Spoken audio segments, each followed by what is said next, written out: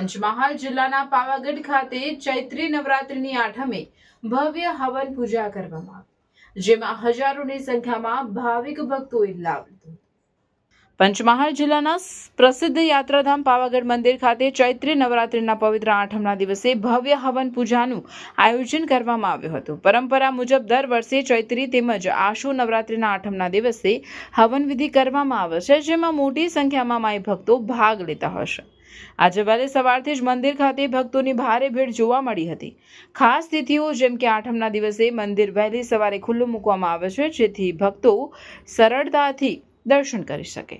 રાજ્ય તેમજ પાડોશી વિસ્તારોમાંથી આવેલા શ્રદ્ધાળુઓએ માતાજીના દર્શન કરી ધાર્મિક ઉત્સાહ વ્યક્ત કર્યો હતો. બપોર બાદ અંદાજે 3 વાગે હવન પૂજાની શરૂઆત કરવામાં આવી હતી, જે સાંજે 5 વાગે પૂર્ણાહુતિ સાથે પૂર્ણ થઈ હતી.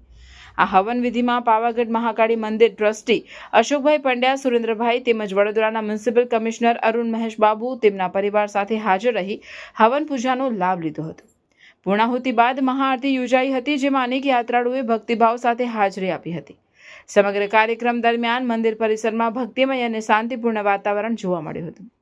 ચૈત્રી નવરાત્રી દરમિયાન પાવાગઢ શક્તિપીઠ ખાતે દર વર્ષે હજારો ભક્તો ઉમટે છે અને મા મહાકાળીની આરાધના સાથે વિવિધ ધાર્મિક વિધિઓનું આયોજન કરવામાં આવે છે.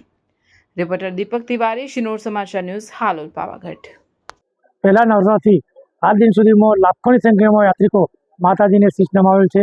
જિલ્લા વહીવટીતંત્ર, જિલ્લા પોલીસ વડા તરફથી માર્ગદર્શન મુજબ ચુસ્ત બંદોબસ્ત સાથે યાત્રિકોને કોઈપણ જાતની તકલીફ ન પડે એ પ્રમાણેની પૂરેપૂરી તકેદારી રાખેલી છે.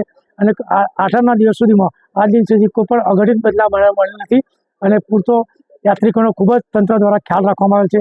તેમજ મા કાલિકા ટ્રસ્ટ દ્વારા પણ ખૂબ જ સુચારું આયોજન કરવામાં આવેલ છે, જેને કારણે યાત્રિકોને કોઈપણ જાતની તકલીફ પડેલ નથી અને માતાજીના શીશ નમાવી અને આજે આઠમા દિવસ હોય અહીંયા માતાજીનો હવન કરવામાં આવેલ છે. હવનની અંદર યજમાન તરીકે બરોડા મહાનગરપાલિકાના જીએમસીના કમિશનર માન્ય સાહેબશ્રીએ અહીં પધારી અને હવનનો લાભ લીધો છે.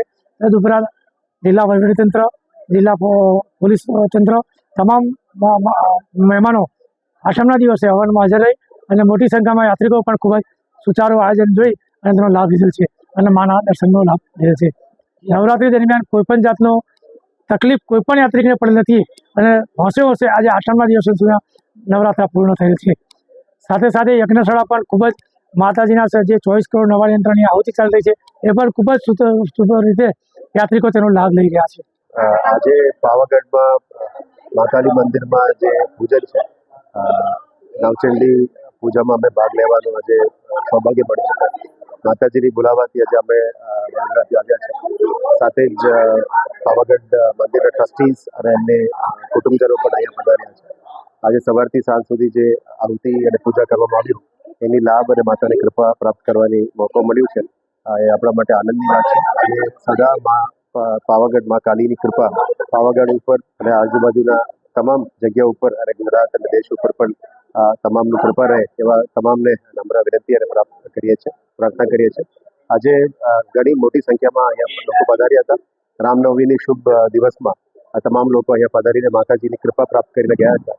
એ આપણા મીડિયાના મિત્રો મારફતે આ મેસેજ આપવા માંગીએ છીએ કે સદા આ કૃપા તમામ લોકોમાં રહે અને ખૂબ સમૃદ્ધિ આ દેશમાં આવે એવા તમામને પ્રાર્થના કરીએ.